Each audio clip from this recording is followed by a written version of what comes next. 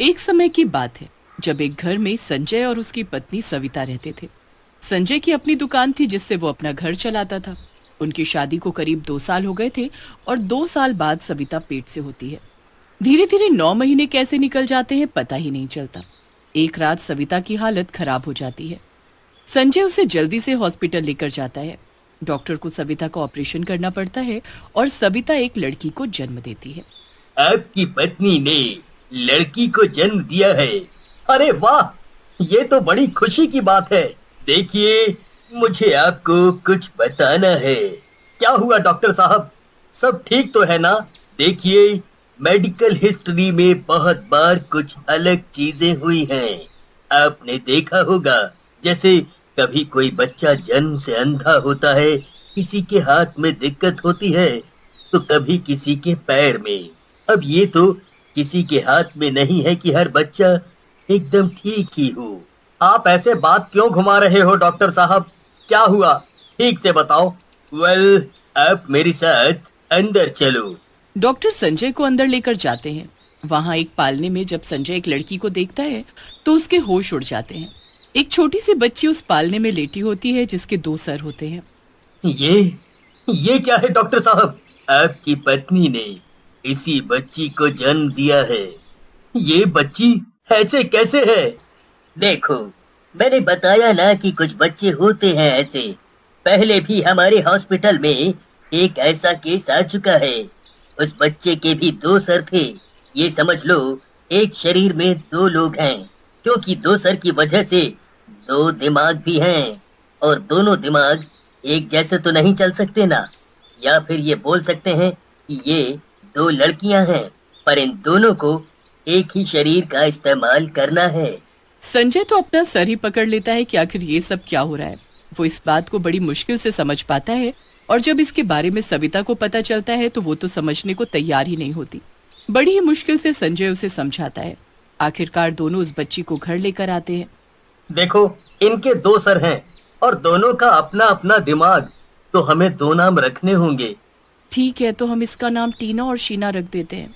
धीरे धीरे सविता और संजय अपनी बेटी को बहुत प्यार करने लगते हैं। आखिरकार जैसी भी होती है पर होती तो उनकी बेटी ही है ना। संजय और सविता अपनी बेटी को सबसे छुपा कर रखते हैं ताकि कोई उसे देखकर बातें ना बनाए। बचपन में सब ठीक रहता है, पर जब वो बड़ी हो जाती है तो परेशानी शुरू हो जाती है। माँ, मुझे बाहर खेलने जाना है। नहीं, पर मुझे तो नहीं जाना, धूप से मेरे सिर में दर्द होता है। अरे, तो क्या तेरे चक्कर में मैं भी ना जाऊं?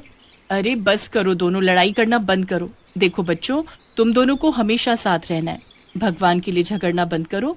और हाँ, तुम्हारे पापा ने बोला है कि अब कल तुम्हारा स्कूल में एडमिशन करवाने जाएंगे, तो अब अच्छे से पढ़ना, ठीक है? माँ, पर स्कूल में सब हमारा मजाक बनाएंगे। अरे, ऐसे कैसे मजाक बनाएंगे? मैं किसी से डरती नहीं हूँ, देख लूंगी सबको। देखो तुम्हारी बहन कितनी बहादुर है, तो बस फिर तुमको फिक्र करने की क्या जरूरत।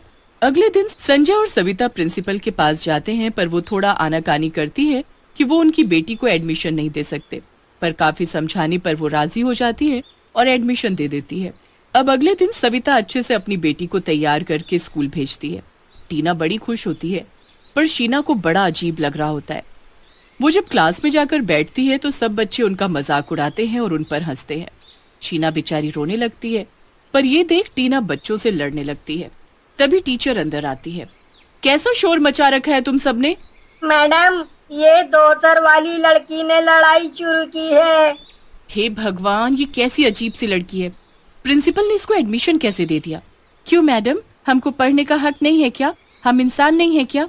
ये लड़की कितनी बदतमीज है। ऐसे बच्चे मेरी क्लास में कहाँ से आ गए? इसे देखकर तो दूसरे बच्चे भी पढ़ नहीं पाएंगे। टीचर सब बच्चों को अच्छे से पढ़ाती, पर बस 2 सर वाले स्टूडेंट पर ही ध्यान नहीं देती थी। धीरे धीरे सब बच्चे बस 2 सर वाली स्टूडेंट के दोस्त बन जाते हैं, पर टीचर को अलग ही चिढ़ रहती है उनसे। वो रोज उनको कुछ न कुछ बोल देती थी। फिर एक दिन जब क्लास में टीचर बच्चों से सवाल कर रही होती है तो वो सबसे मुश्किल सवाल टीना से पूछती है। टीना पढ़ाई में उतनी अच्छी नहीं होती और उसका गलत जवाब दे देती है। टीचर को अच्छा मौका मिल जाता है और वो सोचती है कि अब मैं इसे क्या सजा दूं। वो देखती है कि बाहर बड़ी कड़क धूप है, तो वो उसे धूप में खड़ा। शीना को धूप से दिक्कत होती है, उसे चक्कर आने लगते हैं। क्या हुआ शीना, तुम ठीक तो हो ना? वो मुझे तेज धूप से सर दर्द और चक्कर आते हैं ना। मेरी वजह से तुमको भी धूप में खड़ा होना पड़ रहा है। ये टीचर कितनी बुरी है ना, तुम इतना मत सोचो। धीरे धीरे शीना की दिक्कत बढ़ने लगती है, वो बेहोशी हो जाती है। फिर उनके पापा को फोन किया जाता है और वो उन्हें हॉस्पिटल लेकर जाते हैं। डॉक्टर कुछ टेस्ट करते हैं और फिर संजय को बताते हैं।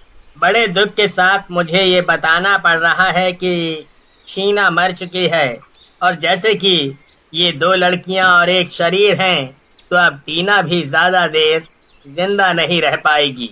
क्या? नहीं, ये नहीं हो सकता। कुछ ही देर में शीना टीना मर जाती हैं। इस बात से उनके माता पिता सदमे में चले जाते हैं और बस रोते रहते हैं। टीचर को जब ये बात पता चलती है तो वो बड़ी खुश होती है, पर उसे इस बात का जरा भी अंदाजा नहीं होता कि उसकी खुशी परेशानियों में बदलने वाली है। बस 2 सर वाली स्टूडेंट मरने के बाद बस 2 सर वाली चुड़ैल स्टूडेंट में बदल जाती है और वो अपनी मौत का बदला लेने सीधा स्कूल पहुंच जाती है। इस टीचर की वजह से आज हम इस दुनिया में नहीं रहे। पता नहीं इसे हमसे क्या तकलीफ थी जो हमारे साथ इतना बुरा किया। हाँ, आज तो पढ़ाने में अलग ही सुकून मिलेगा।